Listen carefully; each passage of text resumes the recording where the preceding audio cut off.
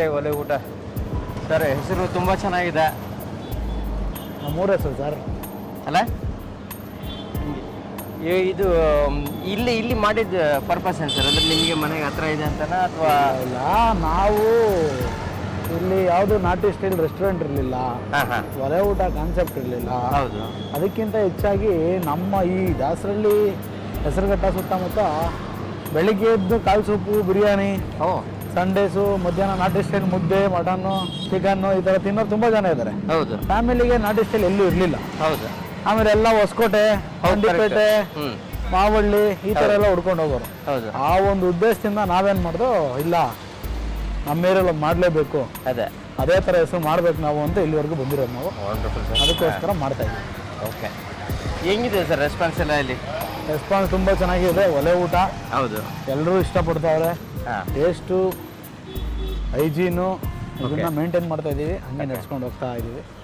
ಇದು ಬಂದರೆ ಅಲ್ಲಿಂದ ದೂರದಿಂದ ಕಾಣುತ್ತೆ ಹೆಸರುಗಟ್ಟೆ ಒಲೆ ಊಟ ಅಂತ. ರಾತ್ರಿ ನೈಟ್ ಟೈಮ್ ನೋಡಿದ್ರೆ ನಿಮಗೆ ಆ ಲೈಟಿಂಗ್ ಆಗಲಿ, ಆ ಒಲೆ ಊಟ, ಆ ವರ್ಡ್ ಆಗಲಿ ನಿಮಗೆ ತುಂಬ ಅಟ್ರಾಕ್ಟ್ ಮಾಡ್ತಾನೆ. ನೀವು ಲಾಸ್ಟ್ ಟೈಮ್ ಹಿಂಗೆ ಹೋಗ್ಬೇಕಾದ್ರೆ ನೋಡಿದೆ ಹಿಂಗೆ. ಮತ್ತೆ ಒಂದ್ಸರಿ ಹೆಂಗಿದ್ರು ಒಲೆ ಇದೆ, ಒಂದ್ಸರಿ ಚೆಕ್ ಮಾಡ್ಕೊಂಡು ಹೋಗೋಣ ಅಂದ್ಬಿಟ್ಟು ಇವತ್ತು ಒಲೆಗಳೆಲ್ಲ ಹೆಂಗೆ ಮಾಡ್ತಾ ಇದ್ದೀರಾ, ಏನು ಇದನ್ನ ಎಷ್ಟು ಬೇಗ ಆಗುತ್ತೆ, ಗ್ಯಾಸ್ಗೆ ಇದಕ್ಕೆ ಕಂಪೇರ್ ಮಾಡಿದ್ರೆ ಎಷ್ಟು ಸೇವಿಂಗ್ ಆಗುತ್ತೆ, ಎಷ್ಟು ಟೈಮ್ ಆಗುತ್ತೆ, ಎಷ್ಟು ಟೈಮ್ ಸೇವ್ ಆಗುತ್ತೆ ಎಲ್ಲ ಒಂದ್ಸರಿ ಕೇಳ್ಕೊಂಡು ಹೋಗೋಣ ಅಂತ ಹೇಳ್ಬಿಟ್ಟು ಇವತ್ತು ತಮ್ಮ ಹತ್ರ ಬಂದಿದ್ದೀವಿ. ಒಂದೆರಡು ನಿಮಿಷ ಮಾತಾಡ್ಬಿಟ್ಟು ಒಂದು ಟ್ರಿಪ್ ಹೊಡ್ಕೊಂಡು ಟೂರ್ ಹೊಡ್ಕೊಂಡು ಬಂದ್ಬೇಡ. ನಿಮ್ದು ರೆಸ್ಟೋರೆಂಟ್ ಹೆಂಗೆ ಮಾಡಿದ್ದೀರಾ, ಹೊರಗಡೆಯಿಂದನೇ ಎಷ್ಟು ಚೆನ್ನಾಗಿದೆ ಅಂದರೆ ಒಳಗಡೆ ಇನ್ನೆಷ್ಟು ಚೆನ್ನಾಗಿದೆ ಅಂತೇಳಿ ನೋಡೋಣ ಅಂತೇಳಿ ಇವತ್ತು ಬಂದಿದ್ದೀವಿ. ಆಮೇಲೆ ಒಂದ್ಸರಿ ಕಿಚನ್ ಒಂದ್ಸರಿ ತೋರಿಸ್ಬಿಡಿ.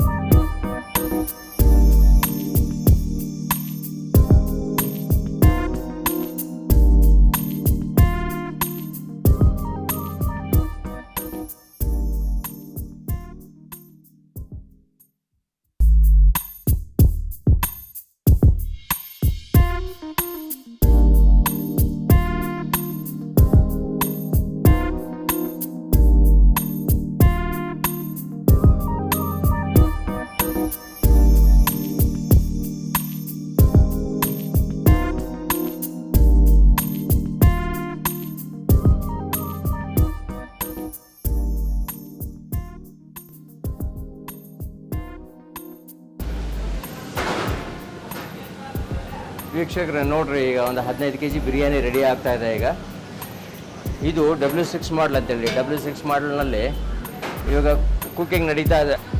ಬಿರಿಯಾನಿ ಈಗ ಆಲ್ರೆಡಿ ಒಂದು ರೆಡಿ ಆಗಿದೆ, ಈಗ ಇನ್ನೊಂದು ಪ್ರಿಪ್ರೇಷನ್ ನಡೀತಾ ಇದೆ.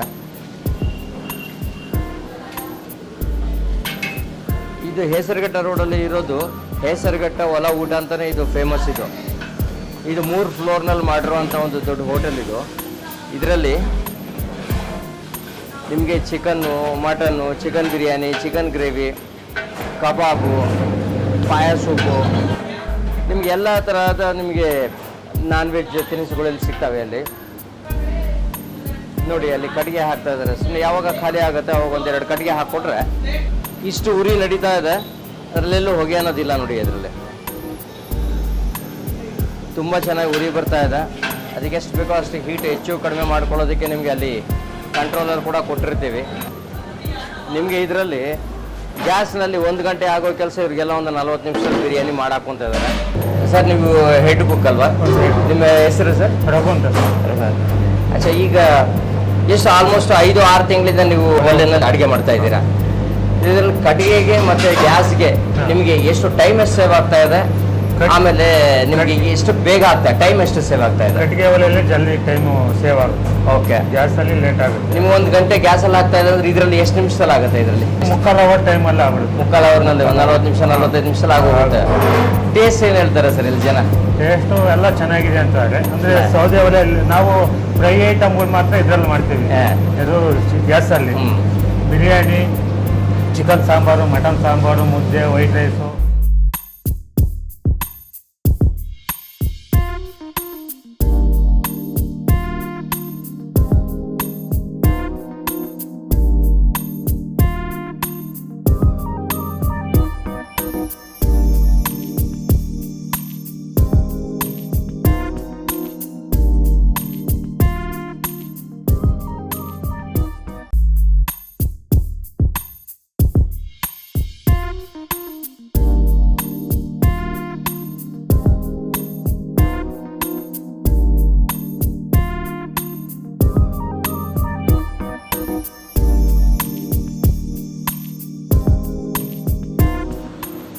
ವಾಲ್ ಡೀಟೇಲಿಂಗ್ ಎಲ್ಲ ತುಂಬ ಚೆನ್ನಾಗಿದೆ ಸರ್, ಪೇಂಟಿಂಗ್ ಎಲ್ಲ ತುಂಬ ಚೆನ್ನಾಗಿದೆ, ಒಳ್ಳೆ ಟ್ರೆಡಿಷನಲ್ ಲುಕ್ ಇದೆ. ನಿಮ್ಗೆ ಹೇಳಿ ಮಾಡಿಸಂಗಿದೆ ನಿಮ್ಮ ಇದಕ್ಕೆ ಹೋಟೆಲ್ಗೆ. ಹೌದು. ಎಲ್ಲಿ ಮಾಡಿದ್ರಿ ಸರ್, ಯಾರು ಮಾಡಿದ್ದೆ? ಯಲ್ಲಪ್ಪ ವೈ ಕುಂಬಾರ್ ಅಂತ. ಓಕೆ. ಆ್ಯಕ್ಚುಲಿ ತುಂಬ ಒಳ್ಳೆ ಆರ್ಟಿಸ್ಟ್ ಅವರು. ಓಕೆ. ತುಂಬ ಸ್ಕೂಲ್ಸು ಚಾರಿಟೀಸ್ಗೆ ಎಲ್ಲ ಮಾಡ್ತಿರ್ತಾರೆ. ಹಾಂ ಹಾಂ. ನಮ್ಮದು ಚಾರಿಟೀಸ್ಗೆ ಒಂದು 2-3 ಮಾಡ್ತಾಯಿದ್ರು. ಓಕೆ. ಸೊ ಅದರಿಂದ ನಾನೇನು ಅಂದ್ಕೊಂಡೆ, ಸೊ ನಮ್ಮ ಈ ವಾಲ್ ಪೋಸ್ಟ್ರುಗಳು ಹಾಕ್ಸಿದ್ರೆ ಏನು ಅಂತ ಇದಿರಲ್ಲ, ವಾಲ್ ಪೇಂಟಿಂಗ್ ಮಾಡ್ಸೋಣ ಅಂದ್ಬಿಟ್ಟು ಕಾನ್ಸೆಪ್ಟ್ ಕೊಟ್ಟಿದ್ದು ಮಾಡಿಕೊಟ್ಟಿದ್ದಾರೆ. ಇದು ಬಂದು ಈ ಲೆಫ್ಟ್ ಸೈಡಿಗೆ ನೀವೇನು ನೋಡ್ತಾ ಇದ್ದಾರೆ, ಇದು ನಮ್ಮ ಸಂಸ್ಕೃತಿ. ಹೌದು, ಏನೇನು ನಮ್ಮ ಸಂಸ್ಕೃತಿ ಇದೆ ಇದು ನಿಜ. ಆ ಹಿಂದೆಗಡೆ ವಾಲಿಗೆ ಬಂದು ನಮ್ಮ ಅಡುಗೆ ಮಾಡುವ ಶೈಲಿ, ಹಳೆ ಅಡುಗೆ ಮಾಡೋ ಶೈಲಿ. ಹೌದು. ಬೀಸೋದು, ಕುಟ್ಟೋದು ಅದೆಲ್ಲ ಹೌದು. ಎಲ್ಲ ಆ ಕಡೆ ಒಲೆಯಲ್ಲಿ ಅಡುಗೆ ಮಾಡೋದು. ವಂಡರ್ಫುಲ್. ಈ ಕಡೆ ಬಂದು ಕಂಪ್ಲೀಟ್ ನಮ್ಮ ಚೈಲ್ಡ್ಹುಡ್, ಈಗ ನಮ್ಮ ಚೈಲ್ಡ್ಹುಡ್ ಏನಿದೆ ಆಟಗಳು ಕರೆಕ್ಟ್, ಅವೆಲ್ಲ ಕ್ರಿಕೆಟ್, ಗಿಲ್ಲಿ ದಾಂಡ, ಬಾವಿಲಿ ಆಡೋದು, ಬುಗ್ರಿ, ಇದೆಲ್ಲ. ಇದೊಂದು ಫ್ಯಾಮಿಲಿ, ಒಂದು ಫ್ಯಾಮಿಲಿ ಕಂಪ್ಲೀಟಾಗಿ ಎಷ್ಟೋ ಊಟಕ್ಕೆ ಬರೋ ಥರ, ಆ ಥರ ಕಾನ್ಸೆಪ್ಟಲ್ಲಿ ಮಾಡಿದ್ವಿ. ಬಂದ ಅನುಬಂಧ ಅಂತಾರಲ್ಲ ಆ ಟೈಪ್ ಎಲ್ಲ ಕಂಪ್ಲೀಟ್ ಒಂದು ಫ್ಯಾಮಿಲಿ ಆಗಿ ಎತ್ತಿನ ಗಾಡೀಲಿ ಬರೋ ಥರ. ಇಲ್ಲ, ತುಂಬ ಪೇಷನ್ಸಿಂದ ಮಾಡಿದ್ದಾರೆ, ತುಂಬ ಚೆನ್ನಾಗಿ ಮಾಡಿದ್ದಾರೆ.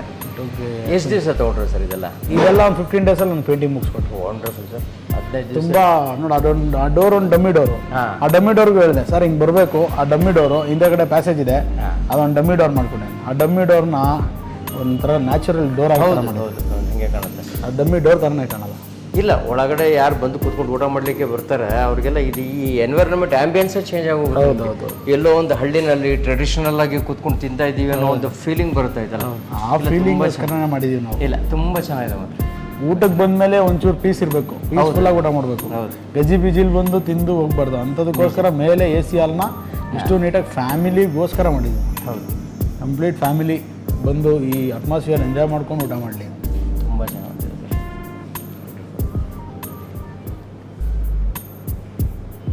ಈಗ ನೀವು ಈ ಕಾನ್ಸೆಪ್ಟ್ ಯಾಕೆ ಬಂತು ಸರ್ ನಿಮಗೆ? ಅಡುಗೆ ಮಾಡೋದು ಗ್ಯಾಸ್ ಬೇಡ, ಒಲೆನಲ್ಲೇ ಮಾಡಬೇಕು, ನಿಮ್ಮ ಕಡೆಗೆ ಸೌದೆ ಒಲೆನಲ್ಲೇ ಮಾಡಬೇಕು ಸರ್? ಈಗ ಗ್ಯಾಸಲ್ಲಿ ಎಲ್ಲ ಕಡೆ ಅಡುಗೆ ಮಾಡ್ತೀವಿ.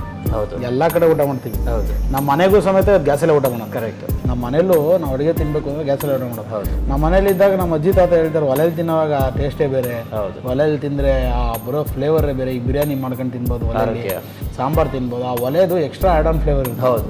ನಾವು ಆ ಕಟ್ಟಿಗೆ ಹುರಿದಾಗ ಆ ಫ್ಲೇವರು ನಾವು ತಿನ್ನೋ ಐಟಮಲ್ಲಿ ಬರುತ್ತೆ. ಕರೆಕ್ಟ್.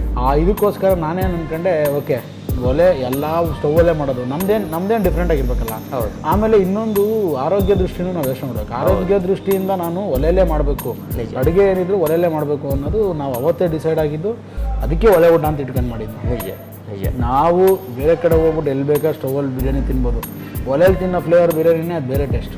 ಈಗ ನಾವೆಲ್ಲ ಊರುಗಳಿಗೆ ಸಮ್ಮರ್ ಹಾಲಿಡೇಸ್ಗೆ ಹೋದ್ರು, ಒಂದು 4 ಸೌದೆ ತಗೊಂಡು ಒಂದು ಚಿಕ್ಕ ಪಾತ್ರೆ ತಗೊಂಡು ಮಾಡ್ಕೊಂಡು ತಿಂದು ಆ ತಿನ್ನೋ ಫ್ಲೇವರೇ ಬೇರೆ. ಅದೇ ಕೂತ್ಕೊಂಡು ಮನೆಗೆ ವಾಪಸ್ ಬಂದ್ಬಿಟ್ಟು ತಿಂದು ಆ ತಿನ್ನೋ ಫ್ಲೇವರೇ ಬೇರೆ. ನಿಜ. ಇವಾಗ ಹಳ್ಳಿನಲ್ಲೆಲ್ಲ ಮೊದಲೆಲ್ಲ ನೋಡಿದೀವಿ, ಈಗ ನೋಡ್ರಿ ಈಗ ಎಲ್ಲ 60 ವರ್ಷ 80 ವರ್ಷ 100 ವರ್ಷ ಆದ್ರೂ ಎಷ್ಟು ಗಟ್ಟಿಯಾಗಿದೆ. ಹಳ್ಳಿನಲ್ಲೆಲ್ಲ ಹೋದ್ರೆ ತುಂಬಾ ಖುಷಿ ಆಗುತ್ತೆ. ಅವ್ರಿನ್ನು ಇವಾಗ ಕೂಡ ಅದೇ ಕಡೆಗೆ ಒಲೆನಲ್ಲೇ ಮಾಡ್ತಾ ಇದ್ದಾರೆ. 100% ನಾವು ಒಲೆಯಲ್ಲಿ ಎಷ್ಟು ಊಟ ತಿಂತೀವೋ ಅಷ್ಟು ಆರೋಗ್ಯ ಇದೆ. ಅಷ್ಟು 100% ಸತ್ಯ. ಅವಾಗಿನ ಕಾಲದಲ್ಲಿ ನಮ್ಮಲ್ಲಿ ಮಾಡಿಕ್ ಹೋಗಿರೋದಲ್ಲ, 100ಕ್ಕೆ 100 ಸತ್ಯ. ನಾವು ಒಲೆಯಲ್ಲಿ ತಿಂದಾಗ ಆ ಫ್ಲೇವರ್ ಏನಿರುತ್ತೆ, ಆರೋಗ್ಯ ಇರುತ್ತೆ, ನಮ್ಮನ್ನು ಕಾಪಾಡ್ತದೆ. ನಾವೀಗ ಗ್ಯಾಸಲ್ಲಿ ಉರಿಸಿ ಇನ್ನೊಂದು ಸರ್ ಕಾಸ್ಟ್ ಸೇವಿಂಗು ನೋಡ್ಕೋಬೇಕು ಒಂದು ಕಡೆ. ಹೌದು ಹೌದು. ಈ ಕಾಸ್ಟ್ ಸೇವಿಂಗ್, ನಾನೀಗ ಬೇರೆ ಹೋಟ್ಲಲ್ಲಿ ನನಗೆ ಗ್ಯಾಸ್ ಹಾಕೋನು ಹೇಳ್ತಾನೆ, ಸರ್ ಒಂದು ನಮ್ಮ ಹೋಟ್ಲು ನೀವು ಮಾಡ್ತಾರೋ ಬಿಸ್ನೆಸ್ಗೆ ಒಂದು ದಿನಕ್ಕೆ 2 ಸಿಲಿಂಡರ್ ಬೇಕು ಅಂತ. ನನಗೀಗ ವಾರಕ್ಕೆ ಒಂದು 4ರಿಂದ 5 ಸಿಲಿಂಡರ್ ಸಾಕು. 2 ಸಿಲಿಂಡರ್ ಅಂತಂದರೆ 2,000 ರೂಪಾಯಿ ಸಿಲಿಂಡರ್, ದಿವಸಕ್ಕೆ 4,000 ರೂಪಾಯಿ. 4 12 1,20,000 ರೂಪಾಯಿ. 1,20,000 ರೂಪಾಯಿ ಬಿಲ್. ನಿಮಗೆ ಕಡೆಗೆ ಎಷ್ಟು ಹೋಗುತ್ತೆ ಸರ್? ಕಡೆಗೆ ಎಲ್ಲ ಸರ್ ಒಂದು 5,000 ರೂಪಾಯಿ ತಿಂಗಳಿಗೆ ಹಾಕೊಂಡ್ರೆ ಮುಗಿದು. ಅಷ್ಟೇನಾ? 5,000 ರೂಪಾಯಿ. ಇನ್ನು ನಾವು ಒಲೆಗೆ ಒಂದು ಹಾಕಿರೋದು ಅಷ್ಟೇ. ನೀವು ಒಲೆಗೆ ಹಾಕಿದ ದುಡ್ಡೆಲ್ಲ ಆಗಲೇ ವಾಪಸ್ ಬಂದೋಯ್ತು. ವಾಪಸ್ ಬಂದ್ಬಿಟ್ಟಿದೆ. ನಾನು ಗ್ಯಾಸ್ ಯೂಸೇ ಮಾಡಲ್ಲ ಸರ್. ಈಗ ಟು ಬಿ ಫ್ರ್ಯಾಂಕ್ ಹೇಳ್ಬೇಕು ಅಂದರೆ ದೋಸೆ ಹಾಕೋಕ್ಕೆ, ಓಕೆ, ಫ್ರೈ ಐಟಮ್ ಏನೇನು ಅರ್ಜೆಂಟ್ ರೆಡಿ ಮಾಡ್ಕೊಳಕ್ಕೆ, ಓಕೆ, ಕಬಾಬು ಲಾಲಿಪಾಪ್ ಕರಿಯೋಕ್ಕೆ, ಇಷ್ಟಕ್ಕೆ ಮಾತ್ರ ಒಲೆ ಸ್ಟವ್ ಯೂಸ್ ಮಾಡ್ತೀವಿ. ಒಲೆ ತಂದು ಸ್ಟಾರ್ಟಿಂಗೆ ನಾವು ಓಪನ್ ಮಾಡಿದಾಗಲೇ ಒಲೆ ಊಟ. ಓಪನ್ ಮಾಡಿದಾಗಲೇ ಒಲೆ ನಾನು ತರಿಸಿ ಮುಂಚೆ ಒಂದ್ಸರಿ ಒಲೆಯಲ್ಲಿ ಟ್ರಯಲ್ ಮಾಡಿ ಎಲ್ಲ ನೋಡಿ, ನಾನು ಹೆಚ್ಚು ಕಮ್ಮಿ 15 ಡೇಸು ಬಿಫೋರೇ ಅಡುಗೆಗೆ ಎಲ್ಲ ಯೂಸ್ ಮಾಡ್ತೀನಿ. ಓಕೆ. ಅಡುಗೆ ಎಲ್ಲ 15 ಡೇಸ್ ಮುಂಚೆನೇ ಟ್ರಯಲ್ ಎಲ್ಲ ಒಲೆನೇ ಮಾಡ್ಸಿದ್ದೀನಿ. ಓಕೆ. ಟ್ರಯಲ್ ನೋಡೋದಕ್ಕೋಸ್ಕರ ಟ್ರಯಲ್ ನೋಡ್ಸ್ಕೊಳಕ್ಕೆ ನಾನು ನಮ್ಮ ಹುಡುಗರುಗಳಿಗೆ ಸ್ಟಾಫ್ಗೋಸ್ಕರ ಎಲ್ಲದಕ್ಕೂ ಟ್ರಯಲ್ಲು ಒಲೆಯಲ್ಲೇ ಮಾಡಿಸಿರೋದು ನಾವು. ಯಾವುದೇ ಕಾರಣಕ್ಕೂ ನಾನು ಅವತ್ತು ಅಷ್ಟು ಯೂಸ್ ಮಾಡಿಲ್ಲ. ಒಲೆ ಸೊ ತಂದಾಗ ದಟ್ ನೀವು ಟೆಸ್ಟ್ ಅಂಡ್ ರನ್ ನನಗೆ ನನಗೆ ಎಷ್ಟು ನೀವು ಸ್ಯಾಟಿಸ್ಫೈ ಆಗಿ ಆಮೇಲೆ ಬೇರೆಯವ್ರಿಗೆ ಹೆಂಗಾಗುತ್ತೆ ಅಂತ ಹೇಳೋಣ. ಟೇಸ್ಟಲ್ಲಿ ಕಾಂಪ್ರಮೈಸ್ ಆಗಲ್ಲ.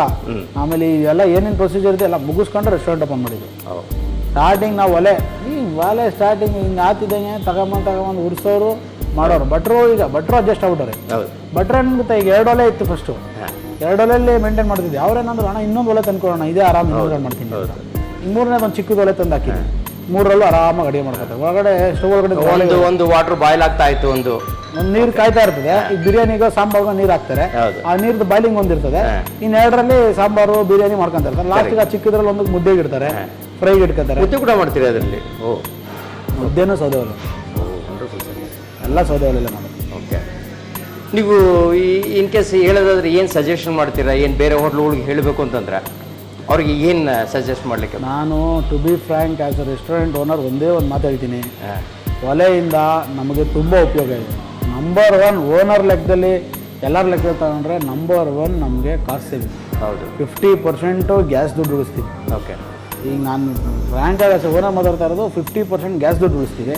ಇನ್ನು ನೆಕ್ಸ್ಟು ನೀವು ಪರ್ಸೆಂಟೇಜ್ ಆಫ್ ಊಟ ಮಾಡೋರು ಈಗಿನ ಜನ್ರೇಷನಲ್ಲಿ ಈ ಕಲರು ಪ್ರಿಸರ್ವೇಟಿವ್ಸು ಇದು ಇಲ್ದಿರೋ ಹೆಂಗೆ ತಿನ್ನೋಕ್ಕೆ ಶುರು ಮಾಡಿದಾರೋ ನೆಕ್ಸ್ಟು ಒಲೆಗೂ ಪ್ರಿಫರ್ ಮಾಡ್ಕೊಂಡು ಬರೋದು ತುಂಬ ಜನ ಇದೆ. ಕರೆಕ್ಟ್.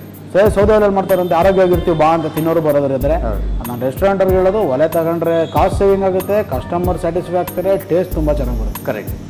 ಕರೆಕ್ಟ್.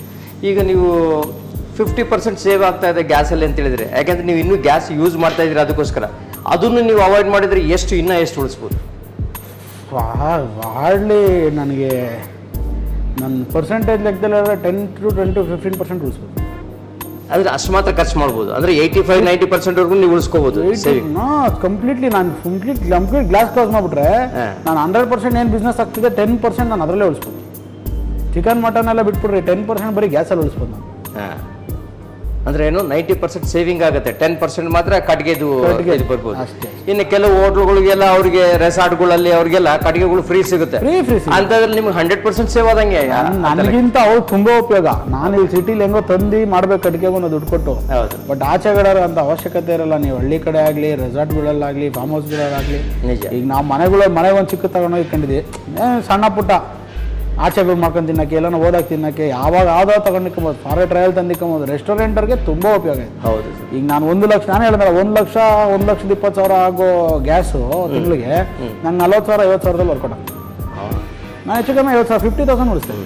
ಅಂದ್ರೆ ಆ ಗ್ಯಾಸ್ ಯೂಸ್ ಮಾಡಿ ಕೂಡ ಗ್ಯಾಸ್ ತೆಗೆದ್ರಿ ಅಂತಂದ್ರೆ 10,000-15,000ದಲ್ಲಿ ಎಲ್ಲ ಪೂರ್ತಿ ತಿಂಗಳು ಪೂರ್ತಿ ಮುಗಿಸ್ಬೋದು.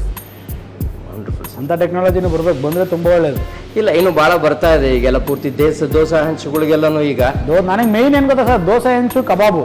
ಯಾಕಂದ್ರೆ ಅದು ಎನಿ ಟೈಮ್ ಬಾಯ್ಲಿಂಗ್ ಅಲ್ಲಿ ಇರಬೇಕು. ಕಬಾಬ್ ಎಣ್ಣೆ ಯಾವಾಗಲೂ ಕುದೀತಾ ಇರಬೇಕು. ಆಮೇಲೆ ದೋಸೆ ಹಂಚು ಯಾವಾಗಲೂ ಹೀಟಲ್ಲಿ ಇರಬೇಕು. ಇವೆರಡಕ್ಕೆ ಏನಾನ ಒಲೆ ಬಂದ್ಬಿಡ್ತು ಅಂದ್ರೆ ಇಷ್ಟು ಗ್ಯಾಸು ಎಲ್ಲ ಕಂಪ್ಲೀಟ್ ರೆಸ್ಟೋರೆಂಟಲ್ಲಿ. ಸರ್, ಇನ್ನೊಂದು 15-20 ದಿವಸದಲ್ಲಿ ಅದು ಕೂಡ ಬರ್ತಾ ಇದೆ. ಈಗ ಈ ಟೇಬಲ್ದು ನೀವೇನು ದೋಸೆ ಹಂಚಿಟ್ಟಿರ್ತೀರಲ್ಲ, ಅಲ್ಲಿ ಕೆಳಗಡೆ ಏನು ಮಾಡ್ತೀರಾ, ಒಂದು ಕಡೆಗೆ ಹಾಕ್ತಿರಲಿಲ್ಲ ಅಂದ್ರೆ ಗ್ಯಾಸ್ ಇರುತ್ತೆ. ಆ ಗ್ಯಾಸ್ ತೆಗೆದ್ಬಿಟ್ಟು ನೀವು ಟ್ರೇ ಟೈಪ್ ಮಾಡಿದ್ದೀವಿ. ಈಗ ನೀವೇನು ರೌಂಡ್ ಒಲೆ ನೋಡ್ತಾ ಇದ್ದೀರಾ, ಈಗ ಟ್ರೇ ಟೈಪ್ ಮಾಡಿದ್ದೀವಿ. ಈಗ 1.5 ಅಡಿ ಅಗಲ ಇರುತ್ತೆ, ಒಂದು 2 ಅಡಿ ಬೇಕಾ, 3 ಅಡಿ ಬೇಕಾ, 1.5 ಅಡಿ ಬೇಕಾ, ಆ ಸೈಜ್ಗೆ ನಿಮ್ಗೆ ಒಲೆಗಳು ಸಿಗುತ್ತೆ. ಅವಾಗೇನಾಗುತ್ತೆ, ನಿಮಗೆ ಹಾಕಿದಾಗ ಪೂರ್ತಿ ಹಂಚು ನಿಮ್ಗೆ ಇದಿರುತ್ತೆ. ಅದರಲ್ಲೂ 80%. ಇವಾಗ ನೋಡ್ರಿ, ಇವಾಗ ಬಿಸ್ನೆಸ್ನಲ್ಲಿ ಹೆಂಗೆ ಅಂತಂದರೆ ನಿಮ್ಗೆ ಆರ್ಡ್ರ್ ಇರಲಿ ಬಿಡಲಿ, ನಿಮಗೆ 1 ಇಂಚಿನ ದಪ್ಪೊಂದು ಇದು ಹೀಟ್ ಇರಲೇಬೇಕು. ಅದಕ್ಕೋಸ್ಕರ ಗ್ಯಾಸ್ ಆನ್ ಇರಲೇಬೇಕು ನಿಮ್ಗೆ. ಹಾಂ, ನಮ್ದ್ರಲ್ಲಿ ಏನಾಗುತ್ತೆ ಅಂದರೆ ನಿಮಗೆ ಕಂಟ್ರೋಲ್ ಮಾಡ್ಕೊಳ್ಳೋದಂತೂ ಗೊತ್ತು ನಿಮಗೆ.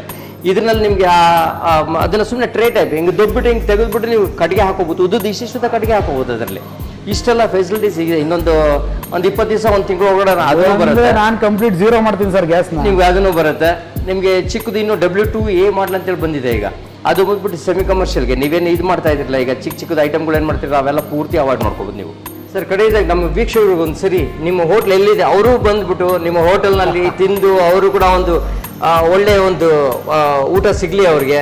ಅವರು ತಿಂದ್ಬಿಟ್ಟು ನಿಮಗೆ ಒಳ್ಳೆ ಫೀಡ್ಬ್ಯಾಕ್ ಕೊಡಲಿ. ನಿಮ್ಗೆ ಇಂಥ ಒಂದು ಹೋಟೆಲ್ ಇದೆ ಅಂತೇಳಿ ಜನಕ್ಕೆ ಗೊತ್ತಾಗಲಿ ಅಂತ ಹೇಳ್ಬಿಟ್ಟು ಇವತ್ತು ಹೇಳ್ತಾರೆ. ತಮ್ಮ ಹೆಸರು ಮತ್ತು ಹೋಟೆಲ್ ಎಲ್ಲಿದೆ ಸ್ವಲ್ಪ ಇಂಟ್ರಡಕ್ಷನ್ ಕೊಟ್ಬಿಡಿ ನಮಗೆ. ನನ್ನ ಹೆಸರು ನಂದಗೌಡ ಅಂತ. ನಮ್ಮ ರೆಸ್ಟೋರೆಂಟ್ ಹೆಸರು ಬಂದರು ಹೆಸರುಘಟ್ಟ ಒಲೆ ಊಟ ಅಂತ, H2 ಹೆಸರುಘಟ್ಟ ಒಲೆ ಊಟ ಅಂತ. ಇದು ಬಂದು ಇರೋದು ದಾಸರಳ್ಳಿ. ನೀವು ಹೆಸರುಘಟ್ಟ ಮೇನ್ ರೋಡಲ್ಲಿ ಬಂದರೆ 8 ಮೈಲಿಂದ ರೈಟ್ ತೊಗೊಂಡು ಹೆಸರುಘಟ್ಟ ಮೇನ್ ರೋಡಲ್ಲಿ ಬಂದರೆ ರೈಟ್ ಸೈಡ್ ಡಿ ಮಾರ್ಟ್ ಇದೆ. ಡಿ ಮಾರ್ಟ್ ಬಿಸೈಡ್ ಇದೆ ಹೆಸರುಘಟ್ಟ ಒಲೆ ಊಟ ಅಂತ. ಒಲೆ ಊಟ ಸವಿಬೇಕು, ಒಂದು ಪಕ್ಕಾ ನಾಟಿ ಸ್ಟೈಲ್ ಊಟ ಸವಿಬೇಕು ಅಂದರೆ ದಯವಿಟ್ಟು ನಮ್ಮ ರೆಸ್ಟೋರೆಂಟಿಗೆ